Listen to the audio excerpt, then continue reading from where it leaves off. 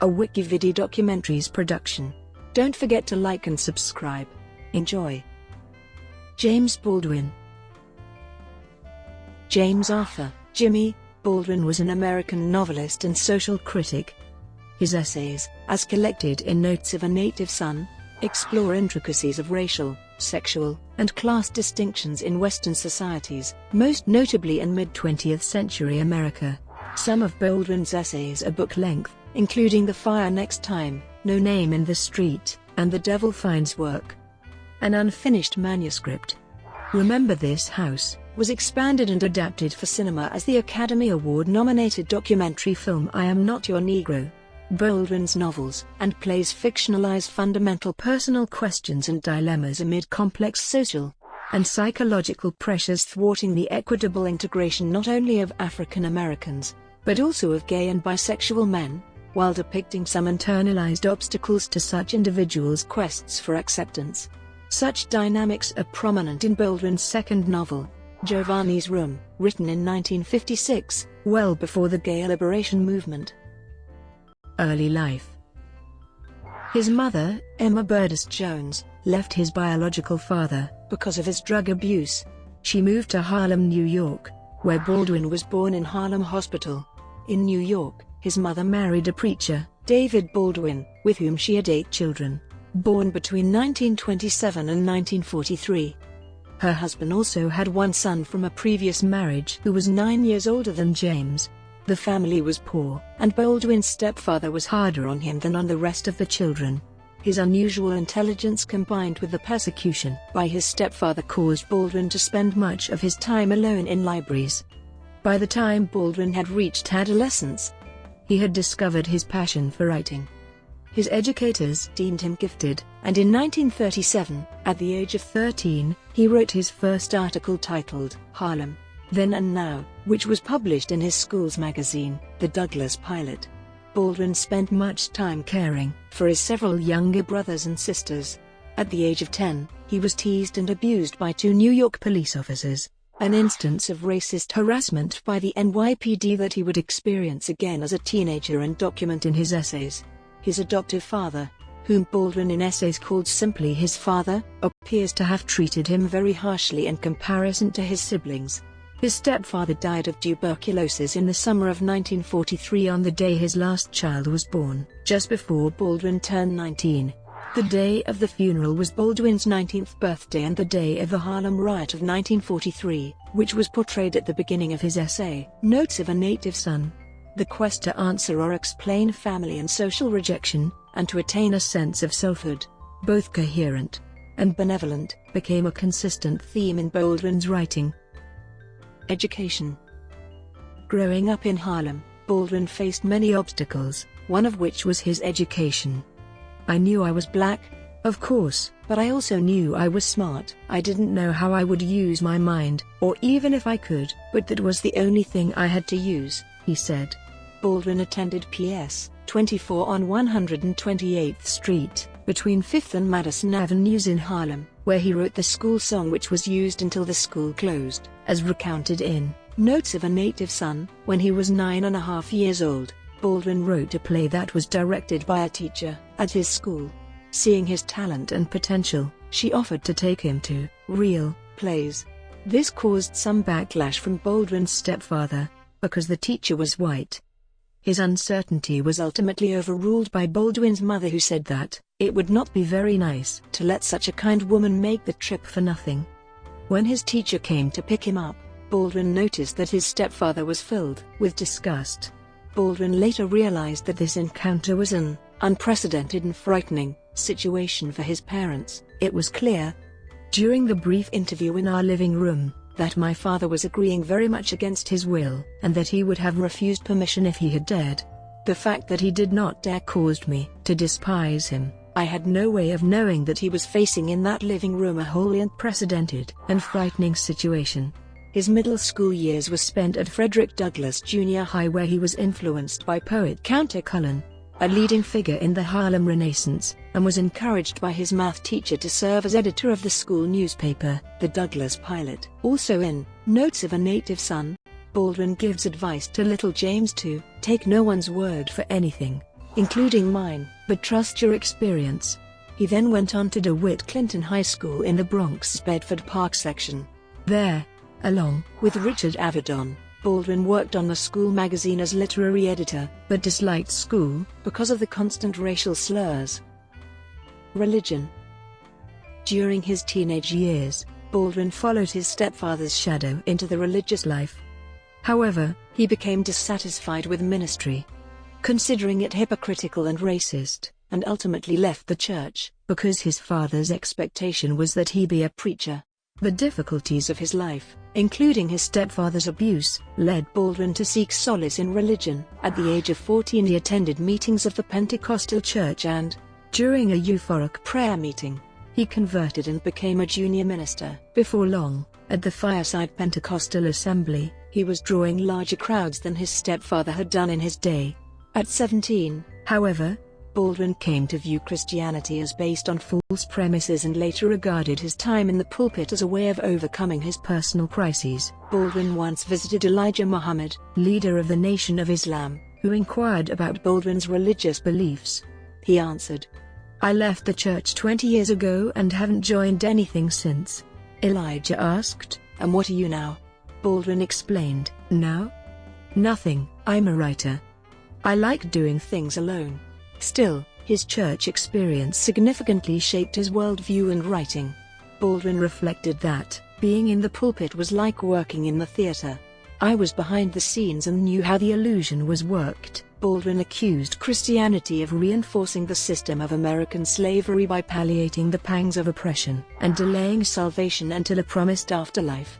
Baldwin praised religion, however, for inspiring some American blacks to defy oppression. He once wrote, "If the concept of God has any use, it is to make us larger, freer, and more loving. If God can't do that, it's time we got rid of him." Baldwin publicly described himself as not religious.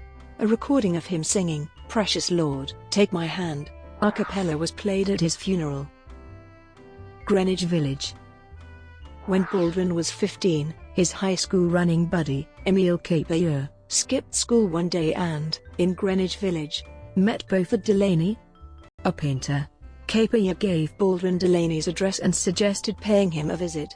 Baldwin, who worked at the time after school in a sweatshop on nearby Canal Street, visited Delaney at 181 Green Street. Delaney became a mentor to Baldwin, and under his influence Baldwin came to believe a black person could be an artist.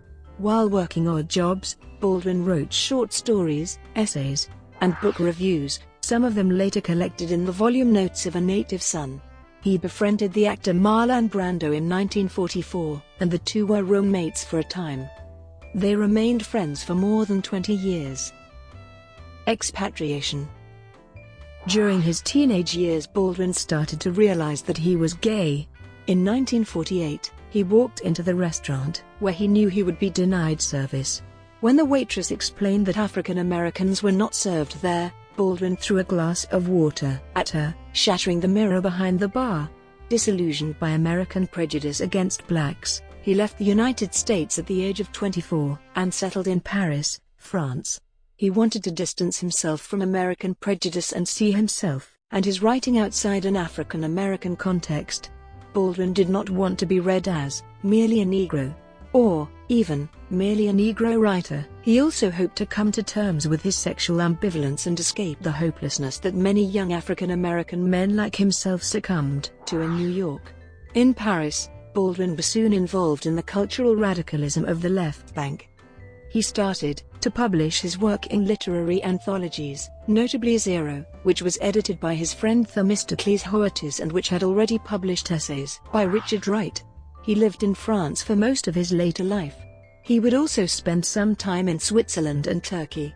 During his life, and after it, Baldwin was seen not only as an influential African American writer, but also as an influential exile writer, particularly because of his numerous experiences outside the United States and the impact of these experiences on Baldwin's life and his writing. Saint-Paul-de-Vence. Baldwin settled in Saint-Paul-de-Vence in the south of France in 1970, in an old Provençal house beneath the ramparts of the famous village. His house was always open to his friends, who frequently visited him while on trips to the French Riviera. American painter Beaufort Delaney made Baldwin's house in Saint-Paul-de-Vence his second home, often setting up his easel in the garden. Delaney painted several colorful portraits of Baldwin. Actors Harry Belafonte and Sidney Poitier were also regular house guests. Many of Baldwin's musician friends dropped in during the Nice and Douane Les Pins jazz festivals: Nina Simone, Josephine Baker, Miles Davis, and Ray Charles, for whom he wrote several songs. In his autobiography, Miles Davis wrote, "I'd read his books and I liked and respected what he had to say. When I got to know him better, Jimmy and I opened up to each other. We became great friends. Every time I was in the south of France, in Antibes, I would spend a day or two at his villa in Saint-Paul-de-Vence. We'd get comfy in that beautiful, big house, and he would tell us all sorts of stories. He was a great man." Baldwin learned to speak French fluently and developed friendships with French actor Yves Montand and French writer Marguerite Yourcenar, who translated Baldwin's play The Amen Corner. His years in Saint-Paul-de-Vence were also years of work. Sitting in front of his sturdy typewriter, his days were devoted to writing and to answering the huge amount of mail he received from all over the world.